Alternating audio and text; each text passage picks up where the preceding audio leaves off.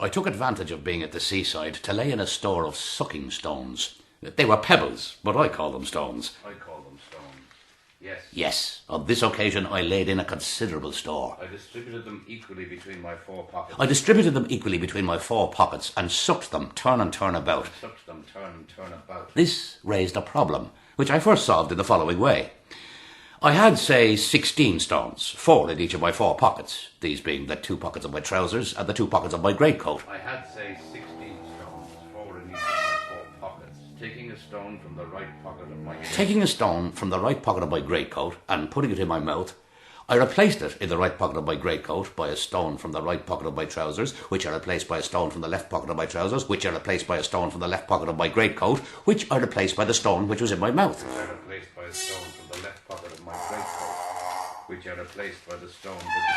As soon as I finished sucking it. Thus there were still 4 stones in each of my 4 pockets, but not quite the same stones. And when the desire to suck took hold of me again, I drew again on the right pocket of my greatcoat, certain of not taking the same stone as the last time. And while I sucked it, I rearranged the other stones in the way I've just described, and so on.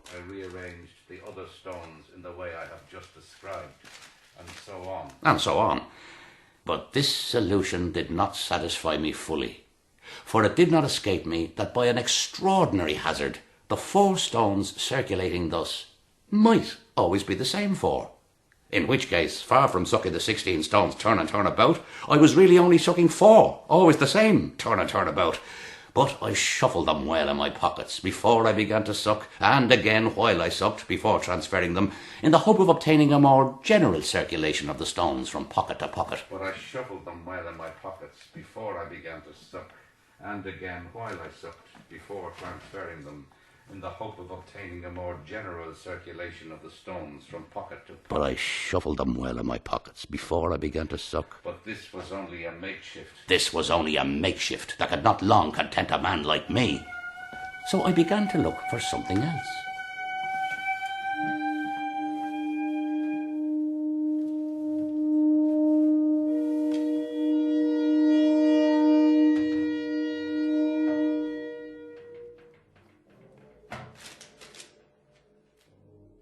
I might do better to transfer the stones 4 by 4 instead of 1 by 1. That is to say, during the sucking, to take the 3 stones remaining in the right pocket of my greatcoat and replace them by the 4 in the right pocket of my trousers, and these by the 4 in the left pocket of my trousers, and these by the 4 in the left pocket of my greatcoat, and finally these by the 3 from the right pocket of my greatcoat.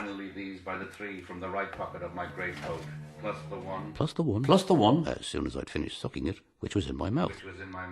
Yes. It seems to me at first that by so doing I would arrive at a better result. But on further reflection, I had to change my mind and confess that the circulation of the stones 4 by 4 came to exactly the same thing as their circulation 1 by 1.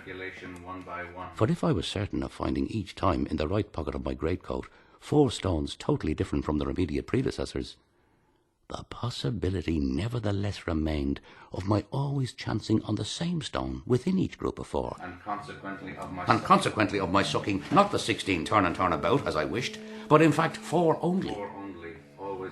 Always the same. Turn and turn about. So I had to seek elsewhere than in the mode of circulation. For no matter how I caused the stones to circulate, I always ran the same risk. It was obvious that by increasing the number of my pockets, I was bound to increase my chances of enjoying my stones in the way I planned. That is to say, one after the other until their number was exhausted. Had I had 8 pockets, for example, instead of the 4 I did have. 8 pockets, for example, instead of the 4 I did have.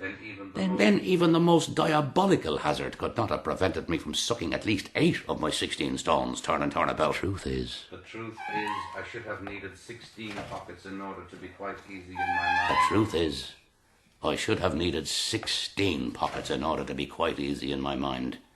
And for a long time I could see no other conclusion than this, that short of having 16 pockets, each with its stone, I could never reach the goal I had set myself, short of an extraordinary hazard. And if at a pinch I could double the number of my pockets, were it only by dividing each pocket in 2 with the help of a few safety pins, let us say, to quadruple them seems to be more than I could manage. and I did not feel inclined to take all that trouble for a half measure, for I was beginning to lose all sense of measure after all this wrestling and wrangling, and to say all or nothing. And if I was tempted for an instant to establish a more equitable proportion between my stones and my pockets, by reducing the former to the number of the latter, it was only for an instant, for it would have been an admission of defeat. And sitting on the shore, before the sea, the 16 stones spread out before my eyes, I gazed at them in anger and perplexity. One day, suddenly, it dawned on me, dimly, that I might perhaps achieve my purpose without increasing the number of my pockets, or reducing the number of my stones, but simply by sacrificing the principle of trim. The meaning of this illumination, which suddenly began to sing within me like a verse of Isaiah or of Jeremiah, I did not penetrate at once. And notably, the word trim, which I had never met with in this sense, long remained obscure.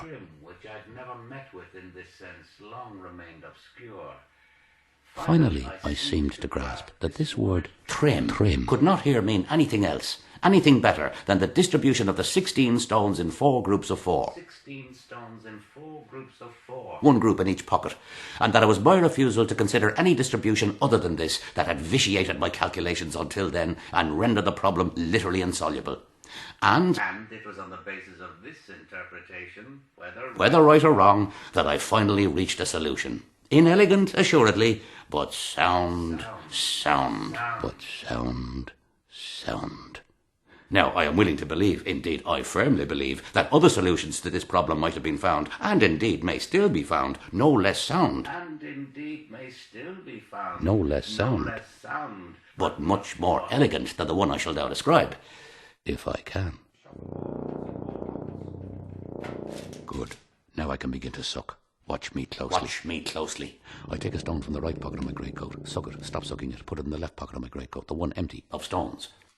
I take a second stone from the right pocket of my greatcoat, suck it, put it in the left pocket of my greatcoat, and so on. Until the right pocket of my greatcoat is empty, apart from its usual and casual contents, and the 6 stones I have just sucked, one after the other, are all in the left pocket of my greatcoat. Pausing then. And concentrating so as not to make a balls of it. I transfer to the right pocket of my greatcoat, in which there are no stones left, the 5 stones in the right pocket of my trousers, which are replaced by the 5 stones in the left pocket of my trousers, which are replaced by the 6 stones in the left pocket of my greatcoat. At this stage, then, the left pocket of my greatcoat is again empty of stones. While the right pocket of my greatcoat is again supplied, and in the right way. That is to say, with other stones than those I have just sucked. These other stones I then begin to suck, one after the other, and to transfer as I go along to the left pocket of my greatcoat, being absolutely certain, as far as one can be in an affair of this kind, that I am not sucking the same stones as a moment before, but others. And when the right pocket of my greatcoat is again empty of stones, and the 5 I have just sucked are all, without exception, in the left pocket of my greatcoat, then I proceed to the same redistribution as a moment before, or a similar redistribution. That is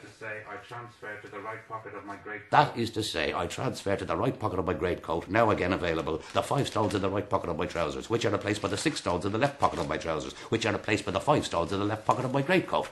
And there I am, ready to begin again. Do I have to go on?